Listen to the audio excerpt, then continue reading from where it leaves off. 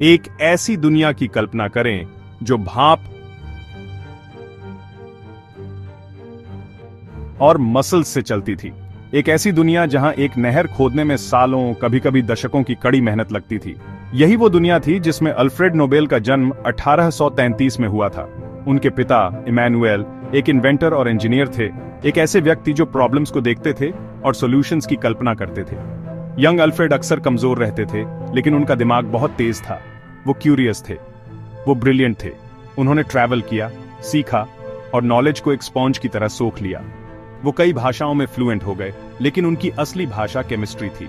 Molecules का intricate dance, matter के अंदर छिपी हुई पावर, ये उनका प्लेग्राउंड था। वो एक खास तौर पर वॉलेटाइल सब्सटेंस नाइट्रोग्लिसरीन से फैसिनेटेड थे।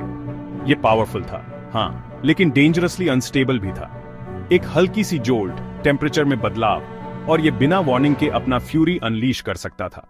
स्टॉकहोम में उनके फैमिली फैक्ट्री में हुए एक एक्सप्लोजन में दुखद रूप से उनके छोटे भाई एमिल और कई अन्य लोगों की जान चली गई। अथॉरिटीज ने शहर की सीमाओं के अंदर आगे के एक्सपेरिमेंट्स पर रोक लगा दी, लेकिन अल्फ्रेड नोबेल ट्रेजेडी या रेगुलेशन से डरने वाले व्यक्ति नहीं थे। उन्होंने अपनी लैबोरेटरी को एक बार्ज पर ले गए, जो एक झील पर तैरता था, और एक सेफ और कंट्रोलेबल एक्सप्लोसिव की अपनी रिलेंटलेस परस्यूट जारी रखी। यूनिवर्स के पास हमें हमारी रिफ्लेक्शन दिखाने का एक तरीका होता है, कभी कभी सबसे अनएक्सपेक्टेड और जारिंग तरीकों से।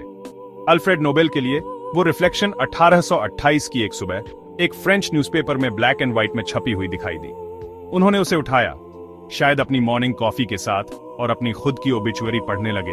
उसमें लिखा था, ले merchant de la mort est mort, the merchant of death is dead।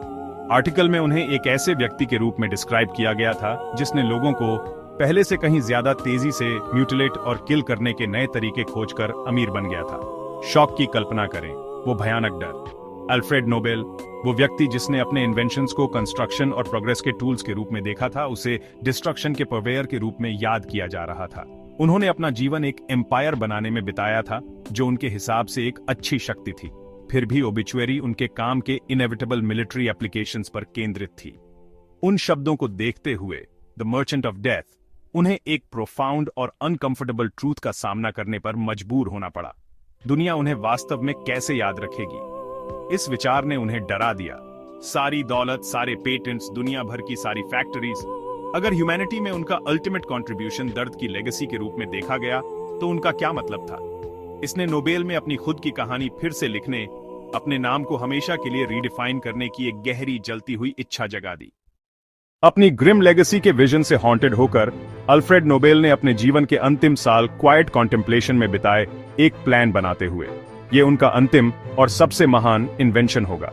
ये कोई केमिकल कंपाउंड नहीं था या कोई मैकेनिकल डिवाइस, ये एक आइडिया था। एक आइडिया कि उनकी इमेंस फॉर्चून का इस्तेमाल उनके जाने के बाद ह्यूमैनिटी की सेवा के लिए कैसे किया जा सकता है।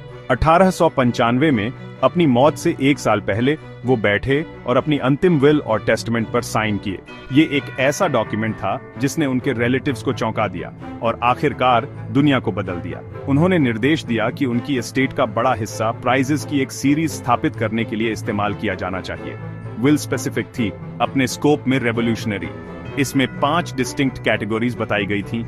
फिजिक्स, फिजिकल साइंसेज में सबसे इंपॉर्टेंट डिस्कवरी या इन्वेंशन के लिए।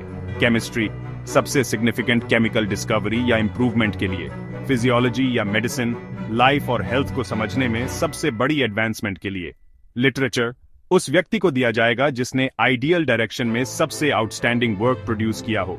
लेकिन यह 5वां प्राइज था, जो उनकी डार्क रेप्यूटेशन का सबसे सीधा जवाब था, पीस के लिए एक prize.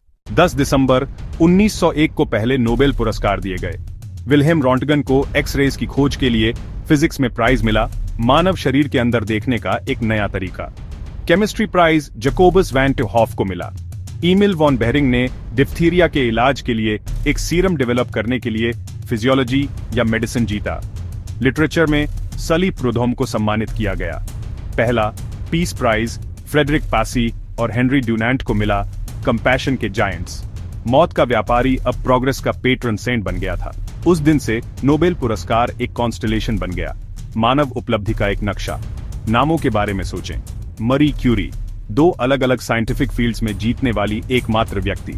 Albert Einstein, photo electric effect के लिए सम्मानित स्पेस और टाइम के बारे में हमारी समझ को फिर से आकार देते हुए मार्टिन लूथर किंग जूनियर, जिन्होंने 1964 में अपने non violent struggle for civil rights के लिए पीस प्राइज प्राप्त किया, आज नोबेल पुरस्कार एक्सेलेंस का ग्लोबल स्टैंडर्ड है।